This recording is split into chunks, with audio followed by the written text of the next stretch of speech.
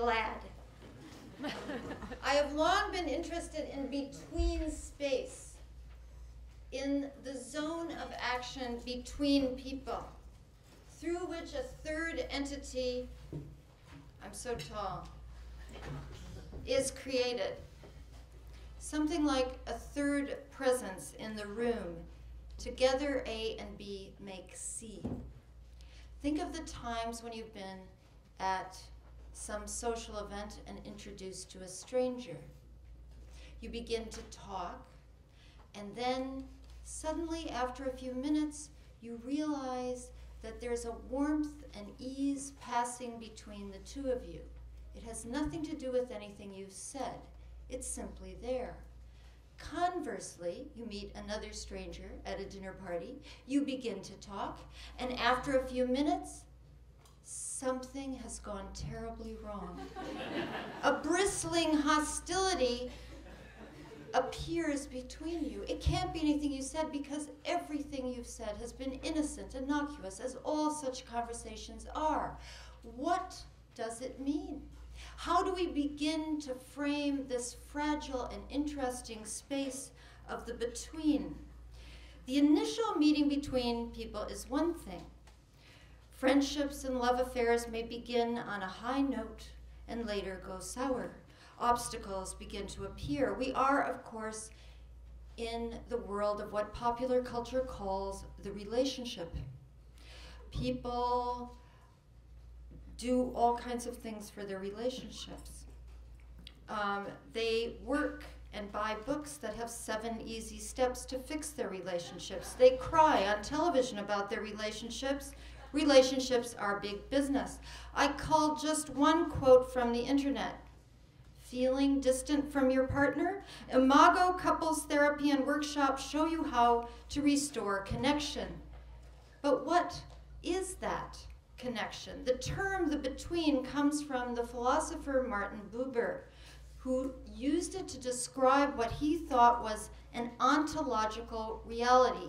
That is, a form of being that could not be reduced to either person, but was more than both.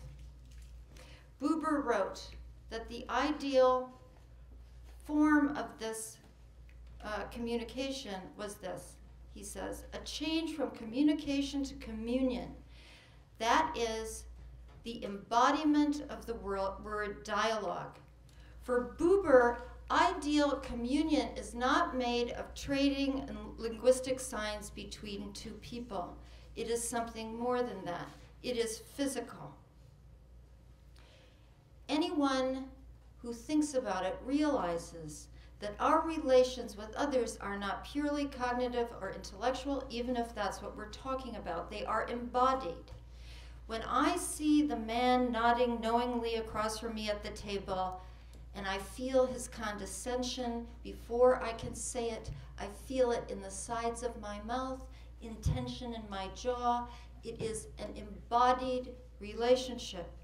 Even the driest encounters between human beings, in fact, are embodied, physical. Antonio Damasio, the neuroscientist, some of you may have read, has a very nice word for these emotional colorings of human encounters. He calls them background feelings. Even if we are not angry or sad or joyous, we have background feelings. Sigmund Freud called the between a transference. He had many different words for it, and like many of Freud's ideas, the idea of transference mutated over time. He referred to this intermediate region as a playground, a territory of struggle, even a battleground. But he always made it clear that transference happens in the real world, not just in psychoanalysis, and that it is a biological phenomenon and not purely a mental or psychological one. And it turns on our emotional relations with crucial people. Of course, our parents, but also siblings and others who have been significant in our lives. A man, I'll call him A, begins a conversation with B at a cocktail party, a woman. B is attractive. A has hopes. And then he notices that she is glancing at someone or something behind him. A suddenly feels dismissed, lost by B's wandering eyes. He has felt this before. In fact, he repeatedly feels let down by women with meandering eyes. He makes an excuse and walks off. B is left standing there, surprised. She liked A. What has happened? An admittedly simplistic Freudian answer might go something like this. A was the sixth of 8 children. He was always competing for his mother's eyes. Indeed, they were always elsewhere, and although he is not conscious of it, he has always longed so much for a woman to be wholly attentive to him and to his needs that he has sabotaged all his love affairs. Freud would say that he has transferred this piece of his emotional life onto B. Now, is such an answer plausible, or is it nonsense? In ordinary parlance, we would call the anxiety produced in A that can be traced back to his mother psychological, not a biological explanation. That is because we are all, in fact, Cartesians, whether we know it or not. René Descartes, the 17th century French philosopher, said that human beings were made of 2 things, spirit and matter. Matter is the brute body, and spirit is the ego, our thoughts. Cogito ergo sum. But unless you believe in a supernatural power, this is a big, big problem. And by the way, it's one that is not solved philosophically or scientifically.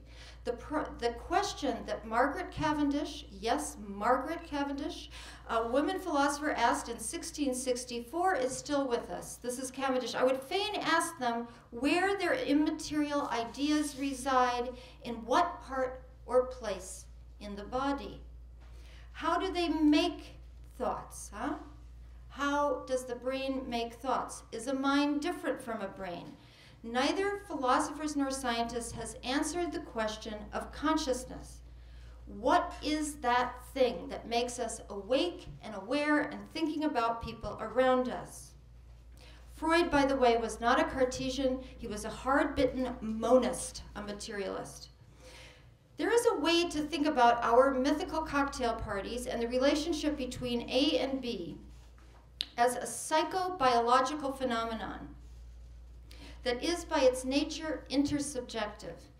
Intersubjectivity is another word for that space, that between space, the actions and relations that take place between people and are crucial to the story of human development.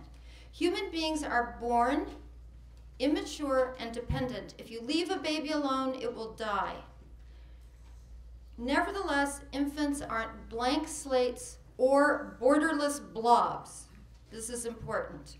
The decoding of the genome, which some scientists hoped would serve as a fixed map for human traits, has proved disappointing, and it's been replaced by something called epigenetics. This is very interesting. Epigenetics is the study of how genes are expressed through the environment.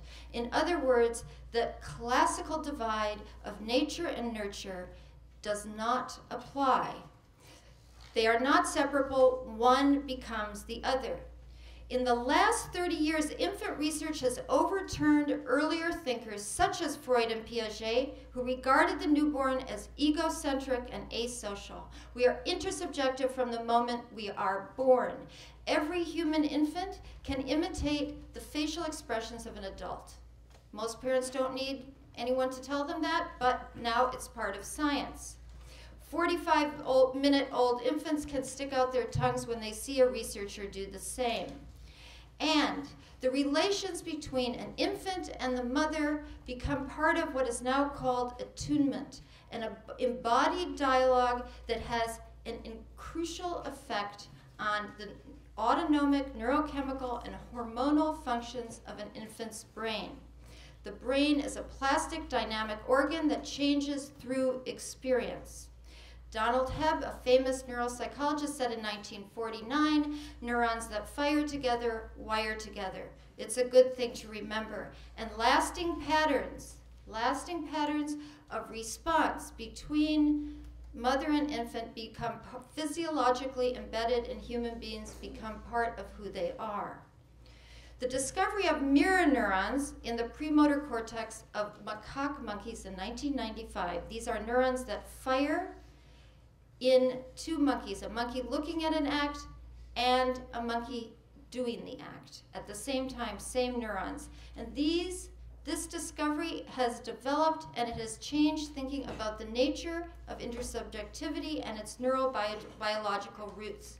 It has also gotten people interested in phenomenology, the phenomenology of someone like Maurice Merleau-Ponty, who wrote a beautiful thing. He said, the body is our general medium for having a world. Every single one of us is a product of a psychobiological narrative that begins even before birth.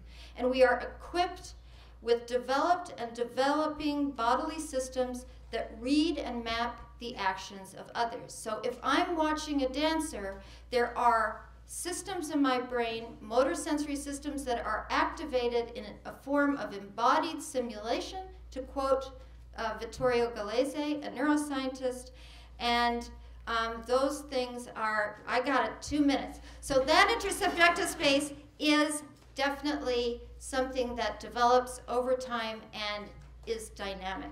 The intersubjective space between A and B then, our two people, is at once complex and delicate.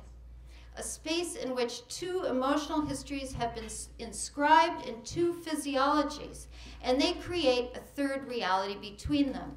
Of course, if we want to, we can rewrite our little story about A and B. A is turning away, but he has not left yet. And B, feeling flustered and rejected, is nevertheless a person who has learned to combat her shyness. Who knows? Maybe she went to imago couples therapy. Or, better yet, she did a more conventional form of psychotherapy. It is, in fact, true that executive and cognitive parts of the brain can regulate and change emotional reactions in the more primitive, older parts of the brain. That's why the talking cure can indeed work. So A is turning away. B looks at him. She bucks up her courage and she says, "You were saying that you like Preston Sturgis, especially Sullivan's Travels." "Well, so do I." And he turns back to her. Their eyes meet, and they have reinvented the space between them. But we don't want to be too saccharine about what happens between A and B. I have no idea what happens next. Thank you.